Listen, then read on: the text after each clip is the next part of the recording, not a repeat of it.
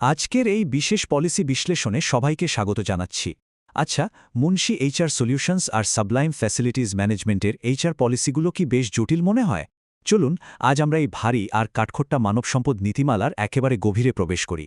এই পলিসিগুলোর আসল অর্থ কী আর এখানকার কর্মীদের অধিকার ও দায়িত্বগুলোই বা কেমন, সেটা খুব সহজভাবে জানাই আমাদের আজকের মূল লক্ষ্য। তাহলে চলুন দেখে নেওয়া যাক আজ আমরা কি বিষয় কভার করতে যাচ্ছি। প্রথমে জানব রেগুলার স্টাফদের ছুটির তালিকা, এরপর বাৎসরিক ও নৈমিত্তিক ছুটি, চিকিৎসা ও মাতৃত্বকালীন ছুটি, সাপোর্ট স্টাফদের নিয়মকানুন, ওভারটাইম ও বোনাস সুবিধা এবং একদম শেষে বিশেষ কিছু নির্দেশনা ও সতর্কতা। শুরুতেই ১ নম্বর সেকশন, রেগুলার স্টাফদের ছুটির তালিকা। বেসলাইন অনুযায়ী একজন রেগুলার স্টাফ বছরে ঠিক কতটা ছুটি পান? হিসাবটা কিন্তু বেশ সোজা। বছরে ১৫ দিন বাৎসরিক ছুটি, ১০ দিন নৈমিত্তিক ছুটি, ১৫ দিন চিকিৎসা বা পীড়া ছুটি, আর নারী কর্মীরা পান ১২০ দিনের মাতৃত্বকালীন ছুটি। এই সংখ্যাগুলোই মূলত কর্মীদের অধিকারের মূল ভিত্তি হিসেবে কাজ করে। মুন্সি এইচআর সলিউশনসের অফিসিয়াল ডকুমেন্টের দিকে একটু নজর দিলেই বোঝা যায়, এতক্ষণ যে কোটাগুলোর কথা বলা হলো সেগুলো শুধু মুখের কথা নয়, এগুলো একদম আনুষ্ঠানিকভাবে নির্ধারিত আর সুরক্ষিত নিয়ম। এবার ২ নম্বর সেকশন, বার্ষরিক ও নৈমিত্তিক ছুটি। ১৫ দিনের বাৎসরিক ছুটি তো আছে, কিন্তু সেটা নেওয়ার নিয়মটা কি? এখানে কিন্তু একটা কড়া ধারাবাহিক প্রক্রিয়া আছে। প্রথমেই ছুটির আনুষ্ঠানিক ফর্ম পূরণ করতে হয়, আর অন্তত ১ সপ্তাহ আগে সেই ফর্ম জমা দিয়ে কর্মরত ডিপার্টমেন্টের সুপারভাইজারের কাছ থেকে অফিসিয়াল অনুমোদন নিতে হবে। এই প্রসেস ছাড়া কিন্তু বাৎসরিক ছুটি পাওয়া সম্ভব নয়। অবশ্য কোম্পানির কাজের প্রয়োজনে ম্যানেজমেন্ট চাইলে ছুটি অনুমোদনের দিনক্ষণ একটু পরিবর্তন করতে পারে। তবে এতে মন খারাপের কিছু নেই, কারণ এখানে একটা দারুণ আর্থিক সুবিধাও আছে। কাজের চাপে যদি ছুটি কাটানোর সুযোগ না হয়, তাহলে বছর শেষে অব্যবহৃত বাৎসরিক ছুটির সর্বোচ্চ ৫০%, মানে ৮ দিন পর্যন্ত ছুটির টাকায় রূপান্তর বা লিভ এনক্যাশমেন্ট করার চমৎকার সুযোগ থাকছে। নৈমিত্তিক বা ক্যাজুয়াল লিভ কিন্তু বাৎসরিক ছুটির চেয়ে একেবারেই আলাদা। হঠাৎ কোনো জরুরি প্রয়োজন পড়লে তখন এই শর্ট টার্ম ছুটিটা কাজে আসে। তবে নিয়ম হল, ছুটি নেওয়ার সময় অবশ্যই সুপারভাইজারকে ফোন বা মেসেজ করে জানাতে হবে। একসাথে ৩ দিনের বেশি এই ছুটি নেওয়া যায় না, আর সবচেয়ে বড় কথা, এটা অন্য কোনো ছুটির সাথে মিলিয়ে ফেলার কোনো সুযোগ নেই। এখানে একটা খুব জরুরি সতর্কতা আছে। যদি কোনো কারণে কেউ একসাথে ৩ দিনের বেশি নৈমিত্তিক ছুটি কাটিয়ে ফেলেন, তাহলে স্বয়ংক্রিয়ভাবে একটা শাস্তিমূলক প্রক্রিয়া শুরু হয়ে যাবে। অতিরিক্ত দিনগুলো প্রথমে বাৎসরিক ছুটি থেকে কাটা হবে, আর সেখানেও যদি ব্যালেন্স না থাকে, তাহলে সেটা সরাসরি লিভ উইদাউট পে বা বিনা বেতনের ছুটি হিসাবে গণ্য হবে।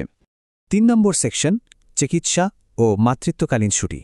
১৫ দিনের চিকিৎসা বা পীড়া ছুটি শুনতে সাধারণ মনে হলেও এর সাথে বেশ কিছু কড়া শর্ত জুড়ে দেয়া আছে। এটা শুধু কর্মদিবসের জন্যই পাওয়া যাবে।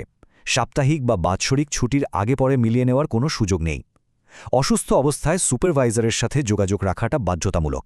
আর সবচেয়ে কড়া নিয়মটা হলো, টানা ২ দিনের বেশি অসুস্থতার ছুটি নিলে ফিরে এসে একজন রেজিস্টার্ড ডাক্তারের মেডিকেল সার্টিফিকেট জমা দিতেই হবে। মূলত ছুটির অপব্যবহার রুখতেই এই ব্যবস্থা। ১২০, হ্যাঁ, ঠিকই শুনেছেন। ১২০ দিন বা ১৬ সপ্তাহ হল নারী রেগুলার স্টাফদের জন্য নির্ধারিত মাতৃত্বকালীন ছুটি। এটি অত্যন্ত গুরুত্বপূর্ণ একটি অধিকার। তবে এই সুবিধাটি শুধুমাত্র প্রথম ২ সন্তানের ক্ষেত্রেই প্রযোজ্য। এই পুরো সুবিধাটা পেতে হলে শিশুর জন্মসনদ আর প্রয়োজনীয় মেডিকেল ডকুমেন্টস এইচআরের কাছে জমা দিতে হয়।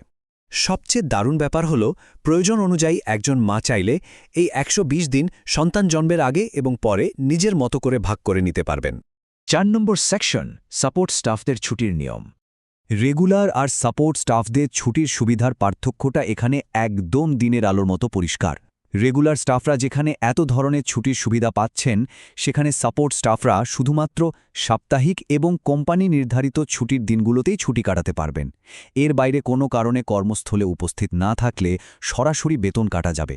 তাই কে কোন ক্যাটাগরিতে আছেন সেটা জেনে রাখা সত্যি খুব জরুরি। ৫ নম্বর সেকশন, ওভারটাইম এবং বোনাস সুবিধা। ওভারটাইম পাওয়ার দৃশ্যপটগুলো বেশ নির্দিষ্ট। কোম্পানির প্রয়োজনে নির্ধারিত অফিস সময়ের পর কাজ করলে কিংবা ছুটির দিনে ডিউটি করলেই কেবল সেটা ওভারটাইম হিসেবে ধরা হবে। সোজা কথায়, সাধারণ কাজের গণ্ডি পেরিয়ে কোম্পানির জন্য দেওয়া বিশেষ শ্রমের স্বীকৃতিই হল এই ওভারটাইম। আর্থিক সুবিধার আরেকটা চমৎকার দিক হল মাসিক হাজিরা বোনাস, যা ১,০০০ টাকা নির্ধারণ করা হয়েছে। মাসের সব কর্মদিবসে অর্থাৎ সাপ্তাহিক আর কোম্পানির নির্ধারিত ছুটি বাদে বাকি সব দিন উপস্থিত থাকলে পুরস্কার হিসেবে এই 1000 টাকা প্রদান করা হয়। নিয়মিত উপস্থিত থাকতে এটা দারুণ একটা মোটিভেশন হিসেবে কাজ করে। আর অ্যানুয়াল ফেস্টিভ্যাল বা উৎসব বোনাসের ক্ষেত্রে বছরে 2টি বোনাস পাওয়া যাবে, যার পরিমাণ হবে নিজ নিজ বেসিক বেতনের সমান। কিন্তু মজার ব্যাপার হলো, পলিসিতে স্পষ্টভাবে বলা আছে বেসিক বেতন যাই হোক না কেন এই বোনাসের পরিমাণ কখনোই 3000 টাকার নিচে নামবে না। অন্তত 3000 টাকা নিশ্চিতভাবেই পাওয়া যায়। 6 নম্বর সেকশন, বিশেষ নির্দেশনা ও সতর্কতা। পলিসির একেবারে শেষ অংশে এসে খুব গুরুত্বপূর্ণ একটা জিনিস দেখা যায়। মুন্সি এইচআর আর সাবলাইম ফ্যাসিলিটিস দুটো আলাদা কোম্পানি হলেও তাদের বিশেষ নির্দেশনা বা সতর্কতার অংশটা একেবারে হুবহু এক।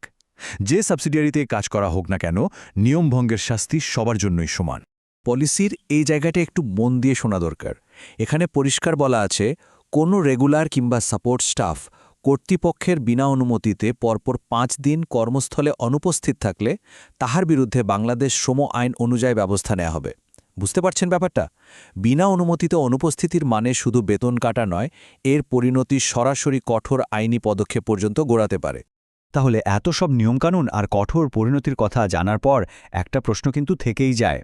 প্রতিদিনের জীবিকা সুরক্ষিত রাখতে কর্মীদের নিজেদের এইচআর পলিসির খুঁটিনাটি সম্পর্কে আসলে ঠিক কতটা সচেতন থাকা উচিত?